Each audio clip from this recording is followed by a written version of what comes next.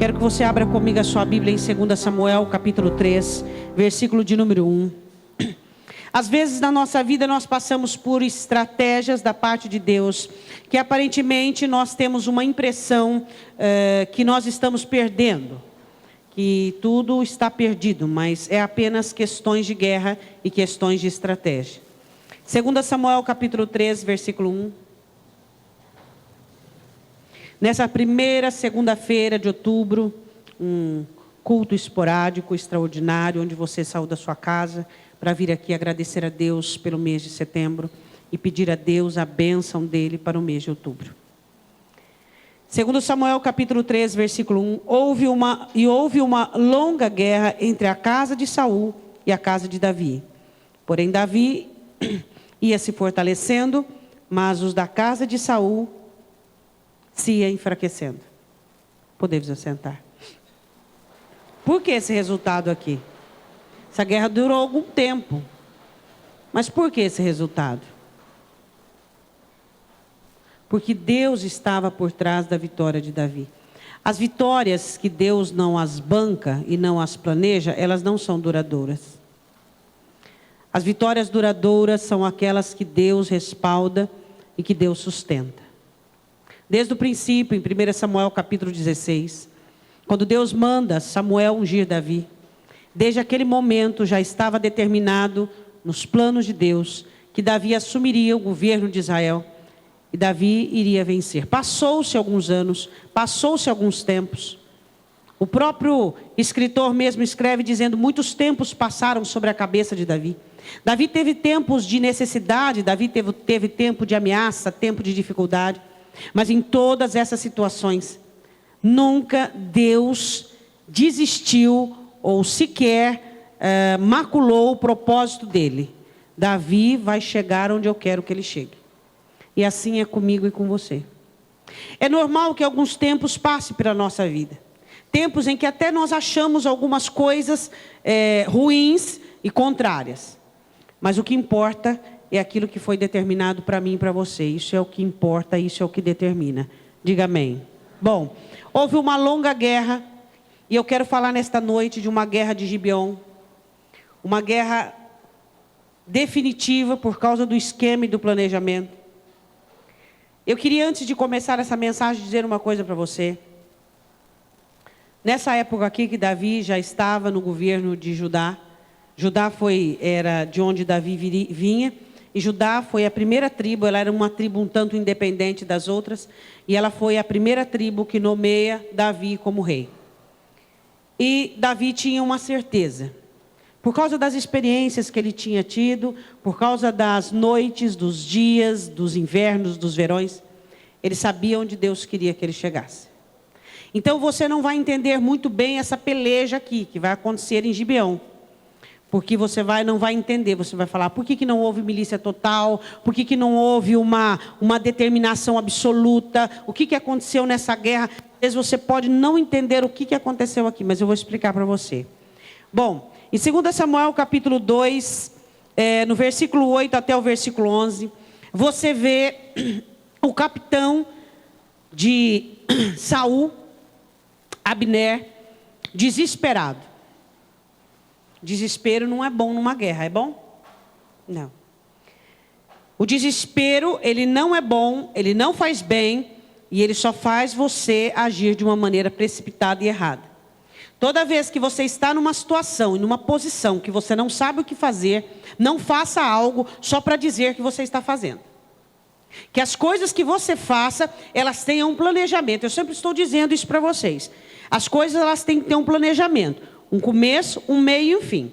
Se você está numa situação crucial da sua vida e você não sabe o que vai acontecer, você não sabe o que fazer, então você para tudo. Você não tome uma iniciativa e uma decisão por desespero ou por algo que você não tenha certeza. Joabe era sobrinho de Davi, filho de Zeruia, e era o capitão, um dos capitães mais renomados da época. Todo mundo tinha medo de Joabe, Israel inteiro. Porque o homem era ferrenho. Quando ele queria uma coisa, ele ia até o fim e conseguia. Com ele não tinha tempo ruim. Tá. Por outro lado, na casa de Saul, quem era o capitão, o general, era Abner. Abner era primo de Saul. Parentesco havia por causa dos laços de sangue. E Joabe guardava Davi e Abner guardava Saul. Mas Saul morreu. E ele desesperadamente, Jonatas morre junto, que era aquele que todo mundo achava que ia ascender o trono. Então ele pega Isbosete. Isbosete era um fracassado. Uma pessoa sem preparo nenhum. No entanto, que ele deu ouvidos à fofoca. Isso nós não vamos englobar na mensagem, mas para você ter uma ideia, quando Abner coloca Isbosete no trono, alguém vem e faz uma fofoca para ele, dizendo assim, sabe aquela concubina Rispa, a concubina de teu pai? Ó, eu estou achando que Abner está de olho nela. E Isbosete cai na besteira de chegar em Abner e dizer assim, ó, eu fiquei sabendo que você está de olho na concubina do meu pai. Quer dizer, você pegando a concubina, dá uma impressão que você está querendo o trono. Ó, mas se ele quisesse o trono, ele tinha pego com as duas mãos, porque Isbosete era um fracassado. Aí ele falou, pera um pouquinho, você está me achando com cara de criança? O que é isso? O que você está pensando de mim? Ele olha para Isbosete e fala assim, hoje eu tiro o trono de você e eu vou te mostrar que eu tenho poder para isso. Foi lá e fez aliança com Davi. Acabou. Então, eu disse isso só para você ter uma ideia de quem é que estava no trono. Mas por que Abner fez isso? Por lealdade à casa de Saul. Ele era primo de Saul, então ele era leal. Quando ele vê Judá colocar Davi no trono, ele fala, pronto. Ainda mais quem? Aquele menino ainda, no capítulo 17, 2 Samuel, que eu o trouxe, depois do interrogatório de Saul para mim, dizendo, quem é esse moço? Quem é esse moço? Eu o trouxe com a cabeça do gigante. Esse moço subiu no trono de Judá, ninguém vai conseguir impedir ele. Então ele correu e colocou Isbosete no trono, e começou a propagar em Benjamim, em Gibeon, em Efraim, começa a propagar Isbosete como rei. Tá, no desespero. Diga, eu preciso tomar cuidado quando eu estou desesperado. O desespero, ele não faz bem. O desespero, meu irmão, ele é um mau sinal. Você precisa estar com a sua alma controlada para que você possa fazer coisas do lado de fora que são proveitosas para você. Deu para entender? Uma das coisas de Davi na milícia que foi assim de muita importância na guerra, Davi não alvejava inimigos, ele alvejava a causa. Se você é um crente que o seu alvo é um inimigo, você está lutando errado. Seu alvo principal não é destruir inimigo, seu alvo principal não é derrubar inimigo, seu alvo principal deve ser a sua causa. Quando Davi se levanta contra Golias, ele não disse assim, bom, eu vou, não. Ele diz, quem és tu para se levantar contra o exército do Deus vivo, ó incircunciso filisteu? O crente, ele não tem seu combate na questão de inimigo. Eu vou derrubar o diabo, eu vou destruir o diabo, eu vou pisar na cabeça do diabo. Não, ele diz assim, eu vou agradar a Deus, eu vou temer a Deus, eu vou honrar a Deus. Essa luta é legítima. Qual é a luta legítima? É a luta que nós nos bancamos e nos respaldamos pela nossa causa. Por quê? Porque se você vai contra o seu inimigo, ele vai te assustar no caminho. E se você vai contra ele, quando ele aparecer como um gigante diante de você, você vai perder as suas forças e vai voltar para trás como um cachorro sarnento. Mas quando você está diante do inimigo, dizendo é a minha causa, é o meu princípio, é o meu alvo, pode aparecer o gigante que for, você vai enfrentar ele como um leão feroz. Você pode dizer glória a Deus? A diferença de você guerrear contra inimigos e a diferença de você guerrear por causa.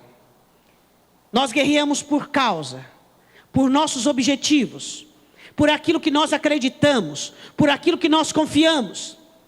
A nossa luta contra Satanás não é porque ele é Satanás, mas porque Ele é inimigo das nossas almas, mas porque Ele quer tirar-nos da presença de Deus, e o nosso alvo é estarmos na presença de Deus, e o nosso objetivo é agradar a Deus. Este é o nosso objetivo e essa é a nossa luta.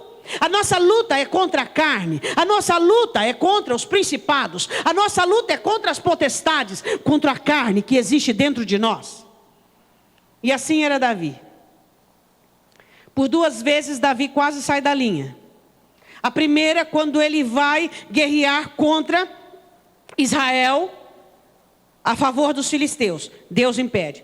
A segunda é quando ele vai matar Nabal, Deus impede. E aí Abigail diz para ele assim: continua lutando por causa, não faça inimigos. Eu queria te perguntar, você é alguém que luta pela causa, ou você é alguém que fica no baixo escalão, querendo lutar contra inimigos? Porque ele disse isso, porque ela falou aquilo, porque isso, por aquilo, porque aquilo outro. Você olha para Neemias, e nem o governador da província chamado Sambalá conseguiu desviar ele do intento. Porque Neemias tinha um projeto: reconstruir os muros. Esse era o projeto dele. E ele dizia assim: eu não vou descer e parar a obra. Ele tinha um objetivo. A atenção de Neemias não foi para os inimigos, foi para o objetivo. Por isso que Neemias alcançou o objetivo principal. Aqui nesse texto você vê o quê? Primeiramente, o desespero de Abner. Segundo, versículo 12 do capítulo 2 de 2 Samuel. Abner começa a guerra. Diga: eu nunca posso começar algo se eu não consigo terminar. Nós estamos falando de princípios de guerra. Primeiro princípio de guerra, o que é? Cuidado com o desespero.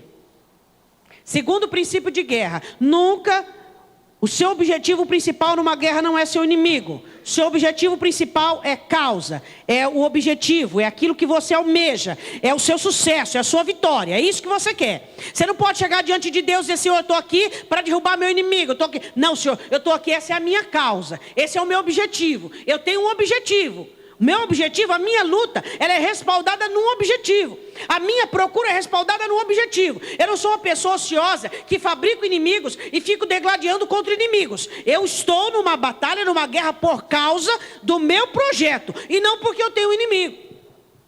Primeiro, cuidado com o desespero. Segundo, lute e batalhe por objetivos e não por inimigos. Terceiro, você só entra numa luta quando você sabe que você vai ganhar.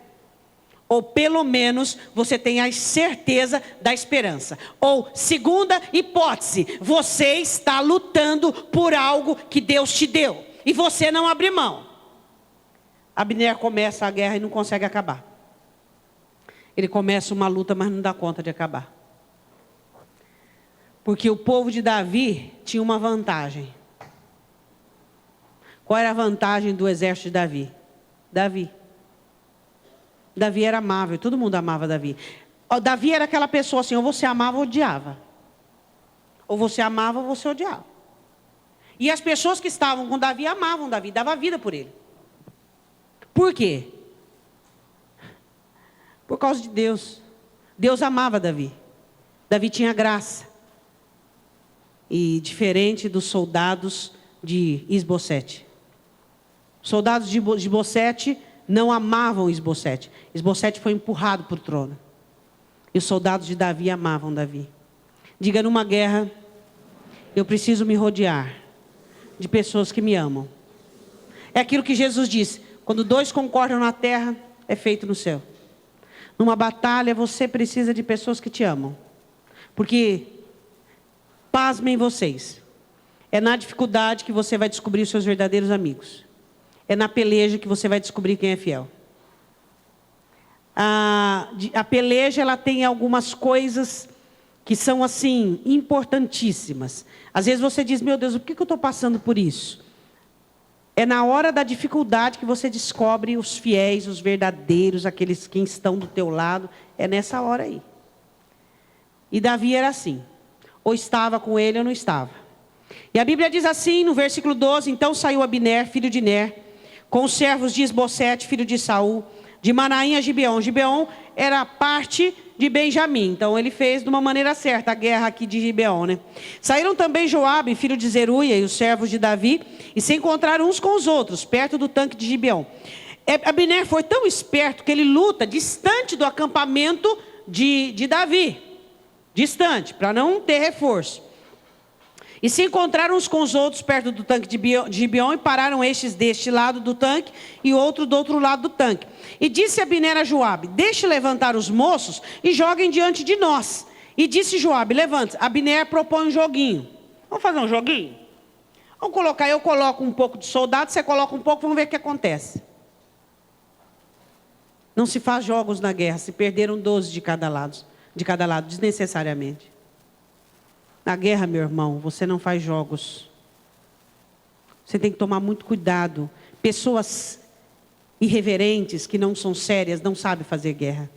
É muito bom você ter um comportamento cômico. É muito bom você ser uma pessoa alegre. É muito bom você ser uma pessoa distraída. Mas na guerra é proibido irreverência. Na guerra é proibido temperamento negligente. Na guerra é proibido meninice.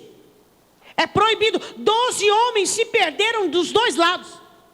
Fizeram joguinhos. Abner disse: manda 12. Joabe disse: tudo bem, eu mando 12. Não queria ficar para trás. E mandaram 12 homens numa peleja, sabe, sem necessidade alguma. E os 12 morreram. Outro princípio para uma guerra: na guerra não vale meninice. Você está numa batalha, tem que ser sério. Se você tiver irreverência, você certamente vai ter prejuízo. Levantaram e passaram o número de 12, de Benjamim, a parte de Esbocete, versículo 15, filho de Saul, e 12 dos servos de Davi. Cada um lançou mão da cabeça do outro, cravou-lhe a espada no lado, e caíram juntos, por isso chamou aquele lugar Recaute Azurim, que está junto a Gibeon. Não precisaria daquela perda. Não. Guerra total, com esses 12, do lado de 13, 14, 15, 16, 17, 18, 19. Do lado de Saul, 360. Do lado de Davi, só 19, contando com esses 12, a perda da guerra. E é para ser quanto? Só 7. E aí? Por quê? Desnecessário. Não tenha perdas desnecessárias numa batalha. Não perca desnecessariamente numa guerra. Ah, eu perdi. Não, não tem problema. Tem problema sim. Tem problema sim. Você numa batalha, numa guerra, você tem que tomar muito cuidado. Faz de tudo. Se perder uma batalha, tá tudo bem. Mas não faça joguinhos. Não brinque com o perigo. Aí eles viram que o negócio era sério. Aí a Bíblia diz no versículo 17: e seguiu-se naquele dia uma crua peleja, porém Abner e os homens de Israel foram feridos diante dos servos de Davi. Davi começa a vencer. Davi não estava ali, meu irmão. Aí eu faço a grande pergunta: por que Davi não estava ali? Não estava ali toda a milícia de Davi. Ali estava uma parte da milícia de Davi. Por quê? Porque é o seguinte: aqueles homens com quem Davi estava guerreando, hoje eram adversários, amanhã seriam súditos. Quem ganha com a perda humana é Satanás. Davi sabia que no final das contas, quem ia perder súditos era ele. E ele sabia o quê? Que Deus o havia trazido até ali. E ele estava lutando contra os seus irmãos. Era Judá, Israel, todos judeus. Então ele sabia, o que ele sabia? Ele dizia: eu não preciso colocar toda a força da milícia, porque o meu objetivo não é detonar todo mundo, não é destruir todo mundo, é só fazer valer o meu governo. É isso que ele entendia. Por quê? Porque quem tem certeza que é vencedor, não precisa revelar para os outros quem é. Davi sabia o que Deus tinha para ele, sabia onde Deus iria colocá-lo, e ele não tinha necessidade de mostrar uma força belicosa. Ele não queria colocar toda a sua força de milícia. Por quê? Porque aqueles adversários, aquele dia, iam ser súditos dele amanhã, porque ele ia governar sobre tudo. O que Deus quer dizer para você com isso?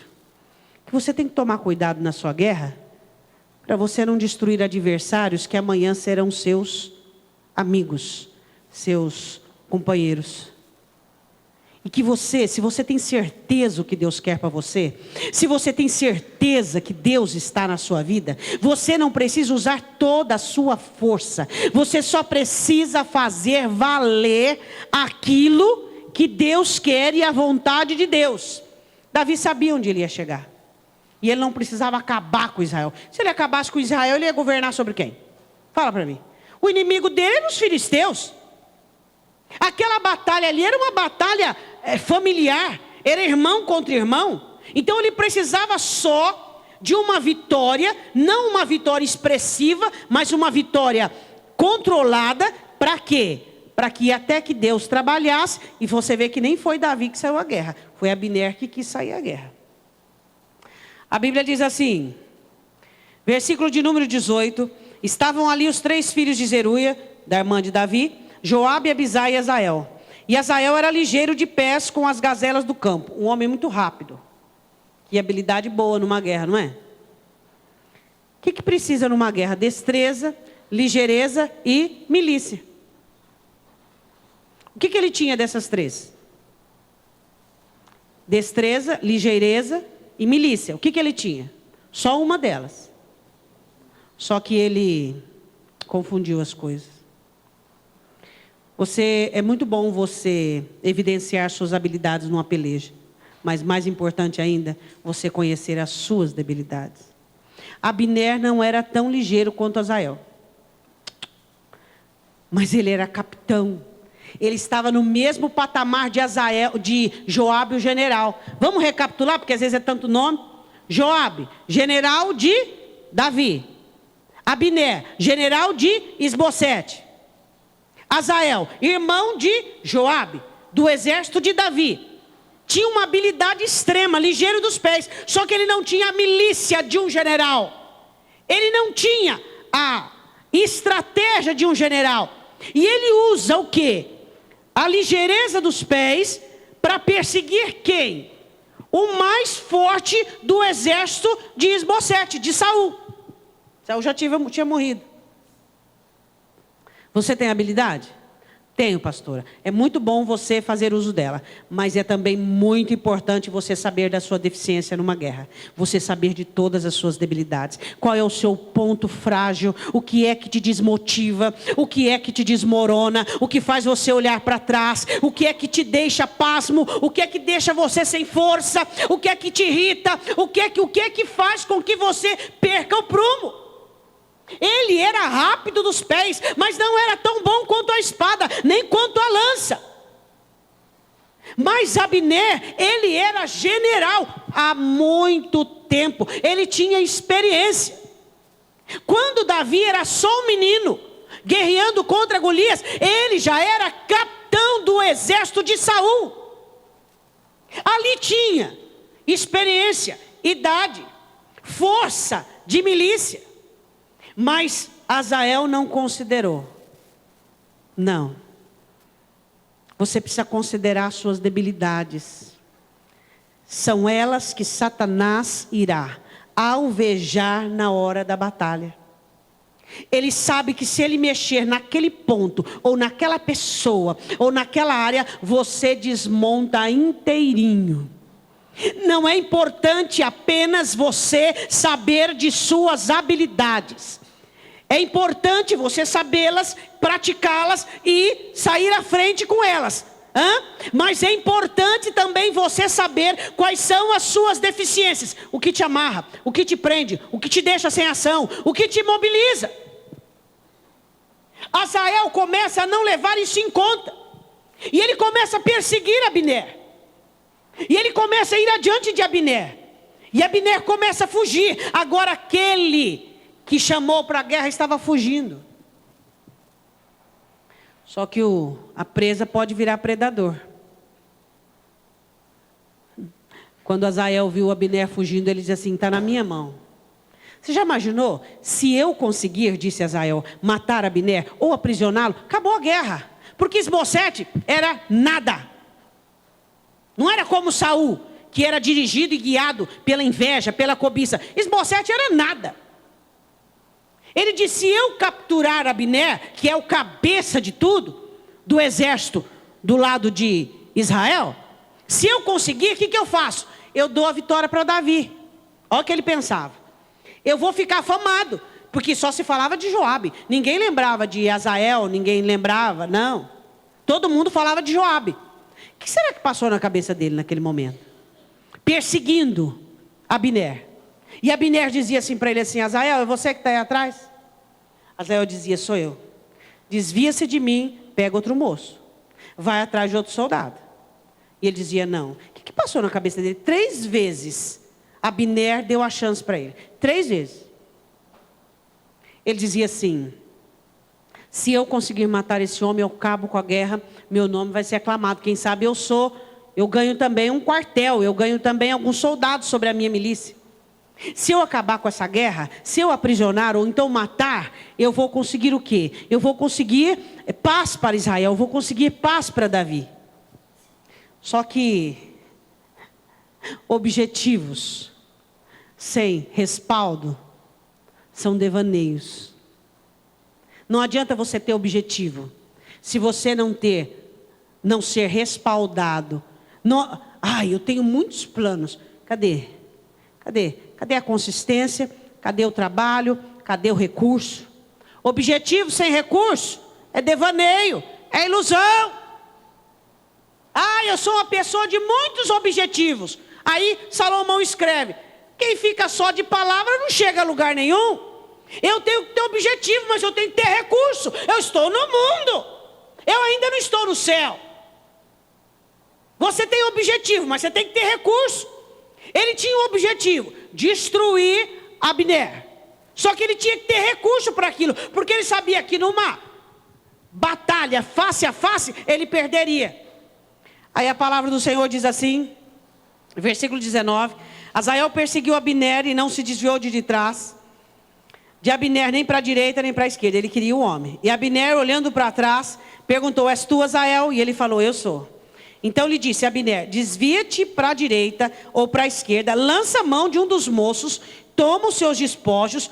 Porém Azael não quis desviar-se de trás dele. És tu, Azael? Sou eu. Desvia de mim. Eu não quero te matar. Por quê? Porque Azael era irmão do homem mais violento que existia no exército de Davi, Joabe. Ele sabia que se ele matasse Abner, a coisa não ia ficar boa para o lado dele. Ele disse: vai para outro canto, desvia-te de mim, pega um outro soldado, porque eu não quero matar você. Versículo de número 22. Então Abner tornou a dizer a Azael: desvia-te de trás de mim, pois hei de ferir-te e dar contigo em terra. Como levantaria o meu rosto diante de Joabe, teu irmão? Por quê? Porque numa guerra você sabe quem é o forte.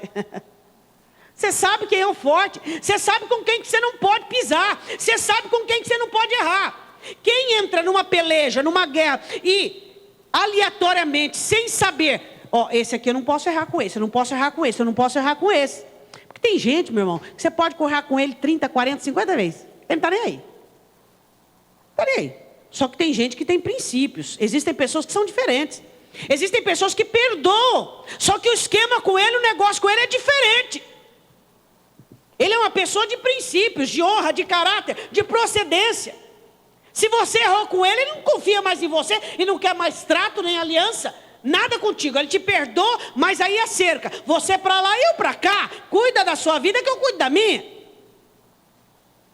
Então na guerra chamada vida, você tem que saber com qual pessoa você não pode errar. Com qual tipo de pessoa você não pode falhar. Porque tem gente que está acostumado a falhar com todo mundo. E a hora que ele encontra alguém que tenha caráter, que tenha procedência, ele estranha. Não fiz quase nada, já fiz tanto para outros. Só que é o seguinte, meu irmão, o barro é diferente. Nós somos feitos todos do barro. Mas tem barro que é diferente do outro. Existem pessoas que você pode errar com elas 1.500 vezes. Ela não está nem aí. Mesma coisa. E aí, tudo bem? Tudo bem. Agora, tem gente que não. Tem gente de princípio, de moral, de conduta, que você errou, acabou. Ele sabia que se ele fosse para o lado de Azael, ele ia sentenciar a vida dele. Existem coisas numa guerra que você tem que ter muita sabedoria para fazer e não fazer. Azael não parava. Por quê, pastora? Porque estava motivado. Motivações. Motivações sem recursos são devaneios. Projetos sem recursos são devaneios. Ele estava motivado, usando a habilidade dele de rapidez, mas não levou em consideração que na espada Abner ganhava de largo. A Bíblia diz assim, no versículo de número 23, porém não querendo ele se desviar, Abner o feriu com a ponta da lança pela quinta costela, que era fatal, e foi da mesma maneira que Abner morreu por Joabe. E a lança ali saiu por detrás e caiu ali e morreu naquele mesmo lugar. E sucedeu que todos os que chegavam ao lugar onde Azael caiu, morreu, paravam. E agora a coisa ficou feia. Azael morto. Irmão de quem? Olha para o seu irmão e diga assim, cuidado com quem você mexe.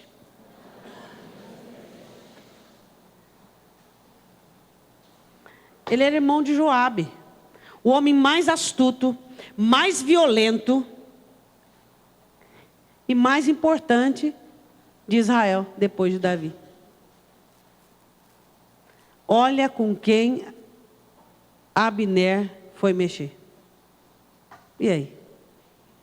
Aí não ficou bom não, meu irmão. Joabe ficou quietinho. Não falou nada.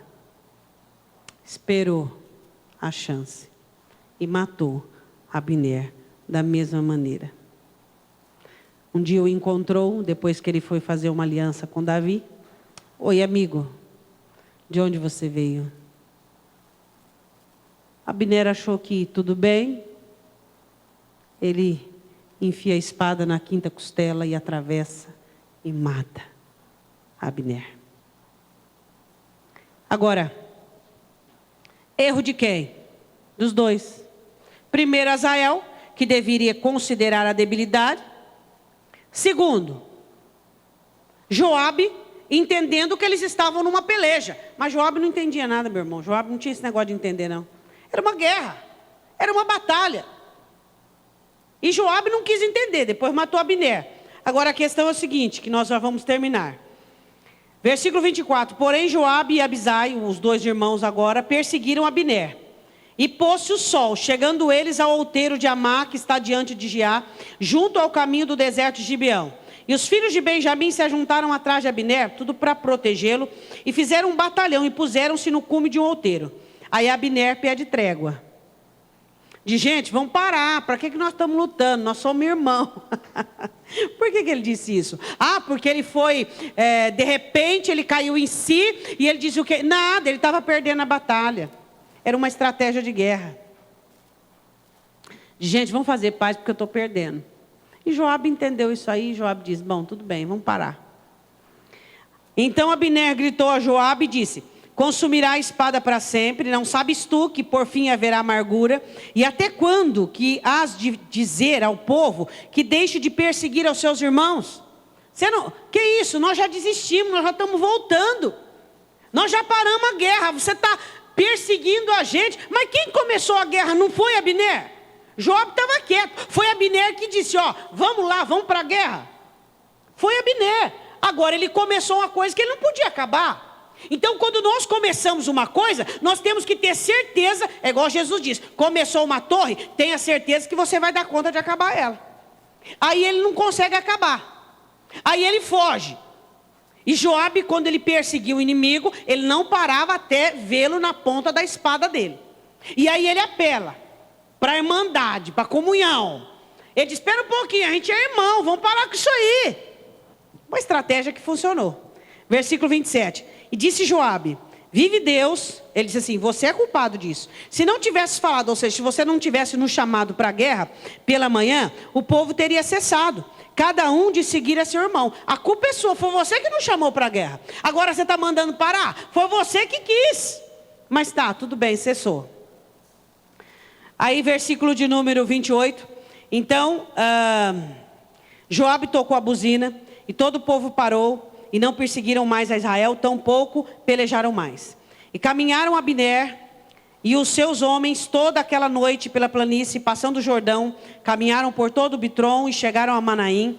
Também Joabe voltou a perseguir Abner e ajuntou todo o povo, e dos servos de Davi faltavam 19 homens e Azael. 12 com 19, 7. Era para ter perdido só 7, mas 12 foi naquela brincadeira lá. Uma perda desnecessária.